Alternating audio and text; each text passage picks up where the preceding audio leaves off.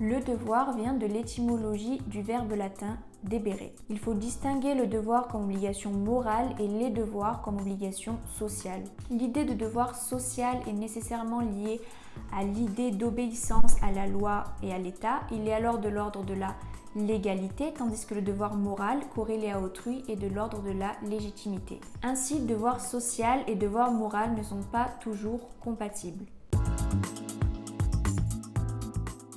Hannah Arendt est une philosophe et sociologue du XXe siècle, connue notamment pour avoir étudié la question de l'autorité. Elle dit « L'autorité implique une obéissance dans laquelle les hommes gardent leur liberté pour signifier que les hommes ont toujours le choix d'obéir ou non. » Sur la question de l'autorité, Hannah Arendt dit « Puisque l'autorité requiert toujours de l'obéissance, on la prend souvent pour une forme de pouvoir ou de violence. Pourtant, l'autorité exclut l'usage de moyens extérieurs de coercition.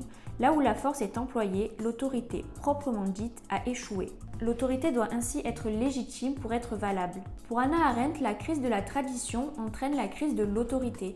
Elle l'illustre avec le christianisme. Comme témoins de cet événement, les apôtres sont devenus les pères fondateurs de l'Église dont elle dérivait, aussi longtemps qu'elle en transmettait le témoignage de génération en génération au moyen de la tradition.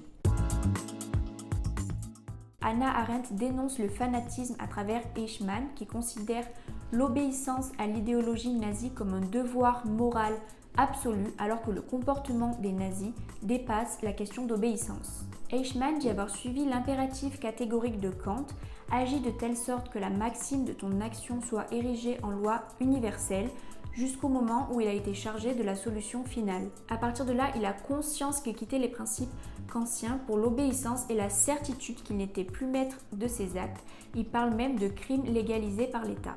Ainsi, il a transformé l'impératif de Kant comme pour lui faire dire « Agis comme si le principe de tes actes était le même que celui du législateur ou des lois du pays. » Or, pour Kant, l'universalité des lois morales est primordiale et peut inciter à la désobéissance, car ce qui est légal du point de vue de l'État n'est pas forcément légitime du point de vue universel. Thoreau est un philosophe américain du XIXe siècle. Anti-esclavagiste, il aidait souvent les esclaves américains à fuir vers le Canada. Il y a un devoir de révolte et de désobéissance à l'État dans certaines circonstances. L'État connaît certes toujours des frictions, c'est-à-dire qu'il se heurte à des problèmes tels que la corruption, mais celles-ci ne doivent pas posséder la machine, être le cœur et l'essence de l'État. C'est l'injustice dans sa démesure qui justifie le devoir de révolte. Le légal n'est pas toujours légitime et il est nécessaire de faire valoir ce qui est légitime en désobéissance à la loi. Et pour Thoreau, il est toujours plus efficace de désobéir à la loi que de faire savoir son désaccord dans un débat ou par un vote.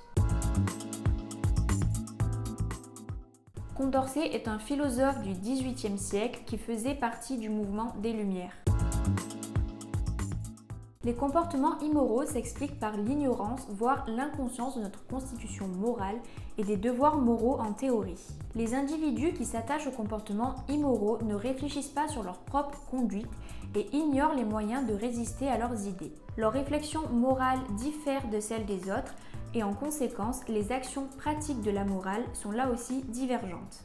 Si cette vidéo vous a plu, n'hésitez pas à télécharger nos fiches de révision gratuites en lien dans la description. Ces fiches de révision couvrent tout le programme du tronc commun et ont toutes été rédigées par des élèves ayant obtenu la mention très bien au bac.